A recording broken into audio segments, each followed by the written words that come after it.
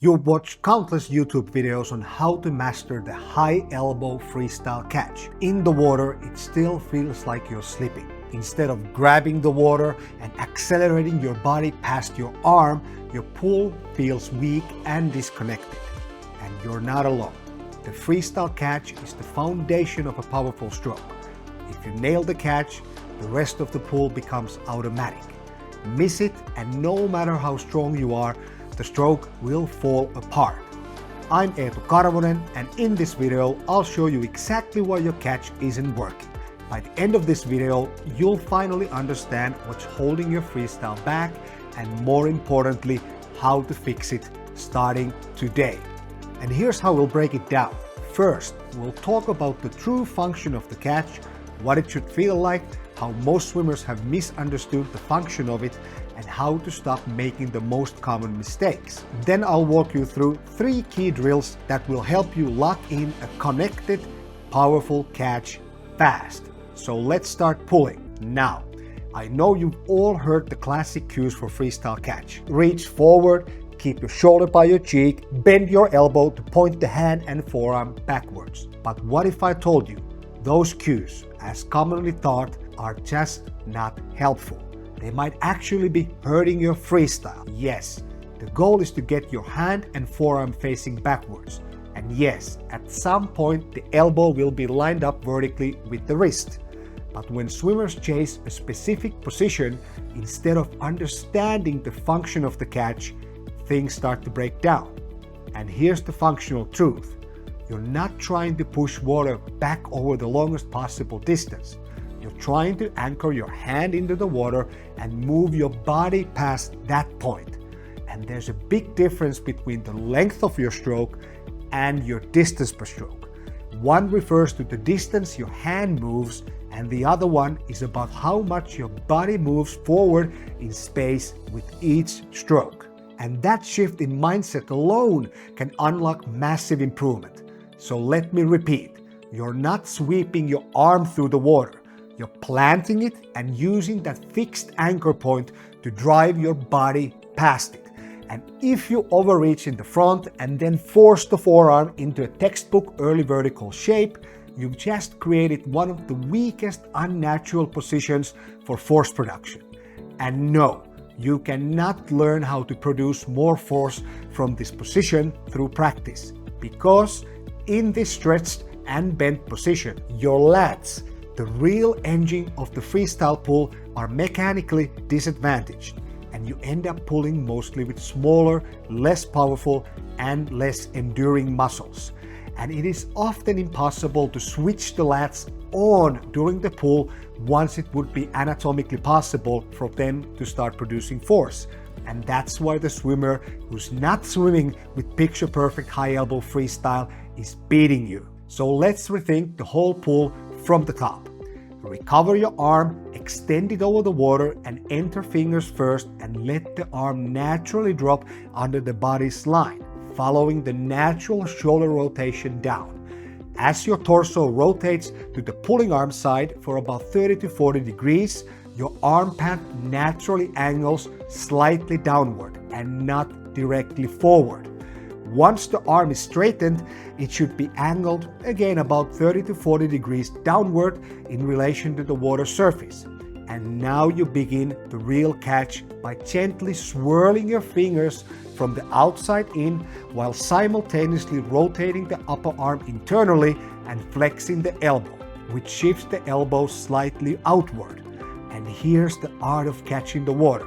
There is no way for me to explain verbally, at least as a native Finnish speaker, how to do this precisely.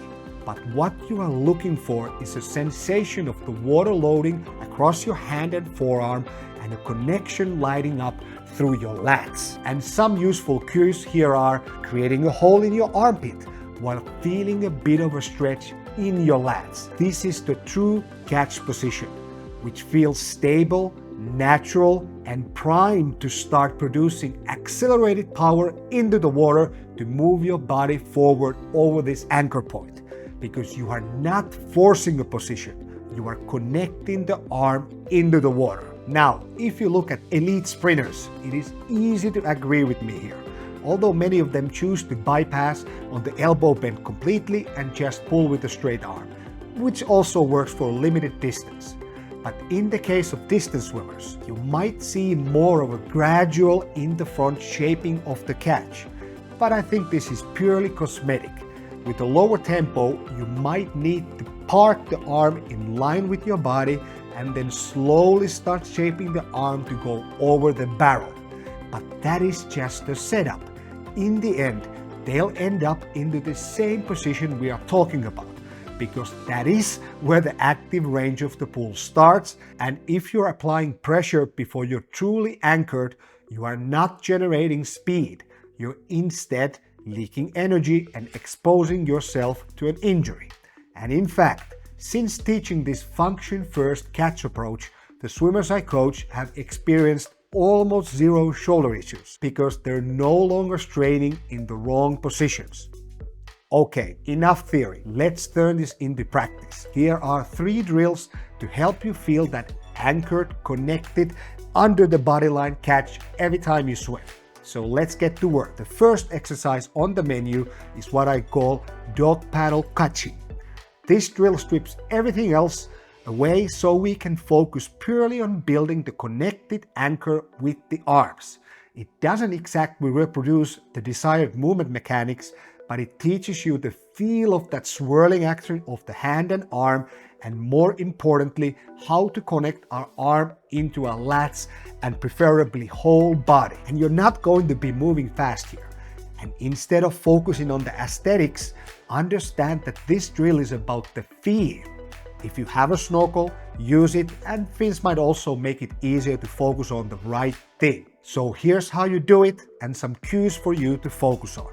Start by kicking flat on the surface of the water, keeping your body relaxed, and extend your hands slightly forward, angle chest a bit downward. Now, gently rotate one side of your body and extend the arm on that same side in the direction of the rotation.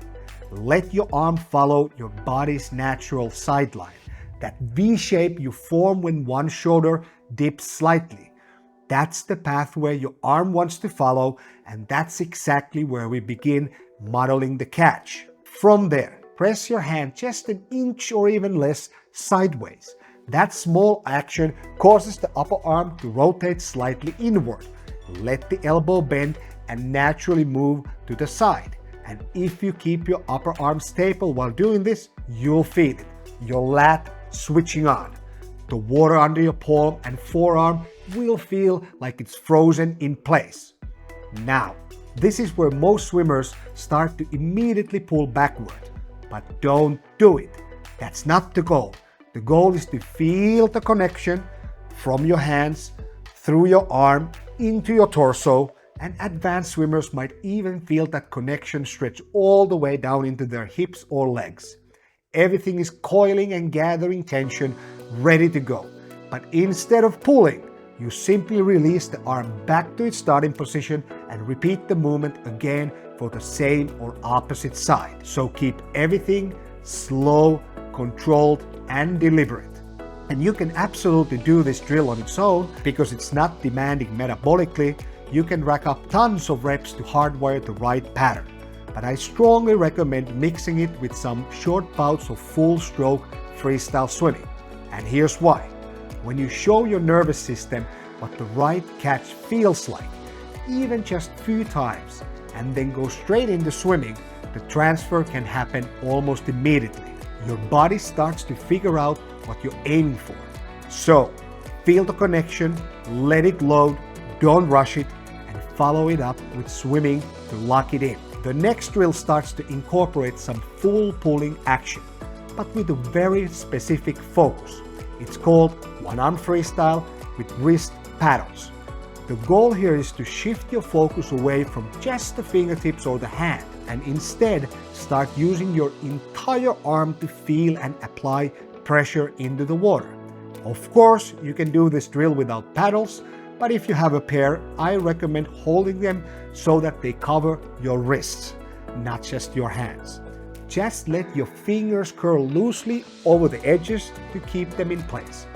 What this does is exaggerate the feedback at the forearm, especially around the wrist, which is exactly where you want to feel the most pressure in your pool. Because here's the thing, our palms and fingers are so sensitive that most swimmers only notice the water pressure in their hands. But if you want true propulsion and better catch mechanics, you have to train your brain to feel the whole arm engaging with the water. And that's what this drill teaches. So here's how to do it. Start with the working arm extended forward and the non-working arm resting at your side. Kick flat on the surface. Then, just like in the dog paddle drill, begin to rotate your torso. Let your shoulder and body rotation gently press the extended arm into your field of vision, meaning it should naturally dip slightly downward. When you reach the end of that rotation, that's your setup point.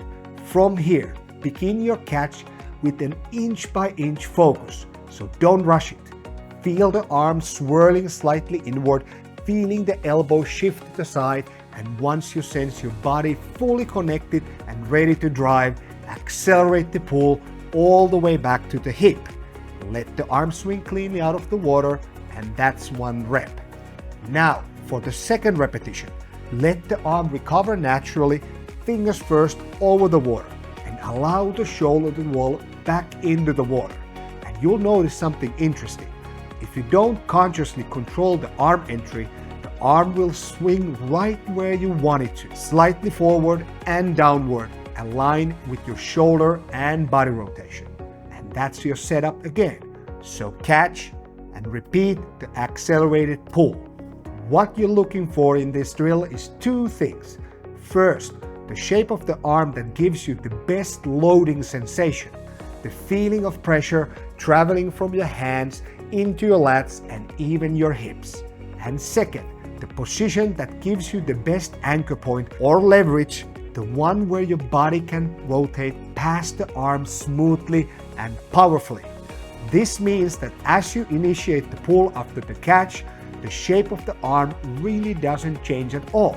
Instead, you hold the arm perpendicular to the forward direction of the body and let your body and arm move seamlessly toward each other. I recommend doing multiple repetitions on one side or even full lengths using just one arm at a time, because this will deepen your awareness of how the body and arm rhythm connects. And once that feels locked in, switch to the other side and repeat. Then, the last drill is an oddball, but done correctly, a very experimentally informative exercise. I call it the Weissmuller Freestyle to Freestyle, and it pays homage to the great king of the jungle himself, Johnny Weissmuller, the first man to swim the 100 freestyle in under a minute. And how did he do it? Not with perfect lines or modern technique, but by letting his natural athletic instincts take over. Because here's the thing, what many coaches and swimmers completely forget within the early vertical forearm discussions. It's the fact that any extra time spent gliding and forcefully shaping in the front by default increases the intracyclical velocity fluctuations, meaning the slowing down of your velocity when we are not actively producing propulsion to the water, but instead contorting our arms into some predetermined shapes. And this drill forces you out of that habit. By lifting your head and upper body out of the water like Weissmuller did, we essentially remove the possibility of gliding idle in the front. You have to catch immediately to keep the body high out of the water. And because your torso is tilted upward, you're almost forced to find the correct shoulder and arm angle to start a proper catch. Now, of course you can cheat here by just pressing the arm down while holding it straight, so some level of control is needed. The idea is to use the same guidelines we already talked about. Initiate the catch with connection and control, even while swimming like Tarzan with your head and shoulders out of the water. But here's the best part. After 10 to 15 meters of Weissmuller style swimming, you drop your body back into a modern swimming position, low in the water, eyes looking down, but keep the same continuous rhythm, and something kind of magical happens. Without thinking about it, during this next bit of swimming, all the remnants of excessive stretched high elbow catching is gone, and the swimmers instinctively start to catch at exactly the right place. Maybe it's the ghost of Weissmuller helping us out, who knows, but the drill works. That said, don't expect Olympic magic to fix everything. You still need to focus on the connection, feeling the pressure load into your arm and body before you accelerate the pull. But as a corrective drill, this one is incredibly useful for undoing all the overcomplications of freestyle catch mechanics. But one quick warning, don't let this turn into water polo freestyle. That's different stroke altogether. In this drill, your head and chest are elevated, yes, but your shoulder rotation stays exactly the same as in modern freestyle. So rotate through the long axis of your spine just like you would with your face in the water. This drill also works well across a range of speeds. The first two exercises are best done slow and controlled, but this one, Weissmuller to free, is great for building power and speed at higher intensities, but also for developing catch continuity at relaxed paces. It teaches your catch to be robust and adaptable, and that's what makes your catch more automatic and more effective under pressure. Now you got the knowledge and you got the exercises, so head to the pool and start experimenting. Let go of the early vertical forearm dogma. Stop trying to hit a picture-perfect shape and instead start feeling more power, more control, and most of all, freedom to move the way your body actually wants to. And here's a simple warm-up set to get started. Do 1 to 3 rounds of the following: 450s with the first 25 as dog paddle catching, followed by 25 of full swimming freestyle. Then 450s, one-arm freestyle using wrist paddles, and finishing off each round with 425s of Weissmuller freestyle to freestyle, descending the effort rep by rep, starting kind of moderate and ending with an all-out blast on the last one. Remember, the catch isn't just a motion, it's a feeling, and when you get it right, everything else in your freestyle starts to click. And if you want help planning your training or in refining your technique, apply for one-on-one coaching with me. Just follow the link in the description and book your free 30-minute call with me where we map out the best way for me to help you swimming. And if you found this video helpful, you'll enjoy my last one, how to fix your underwater dolphin kick even if you're not flexible, because combining a strong freestyle with powerful underwaters, that's a deadly combination. Thanks for watching, I'll see you in the next one.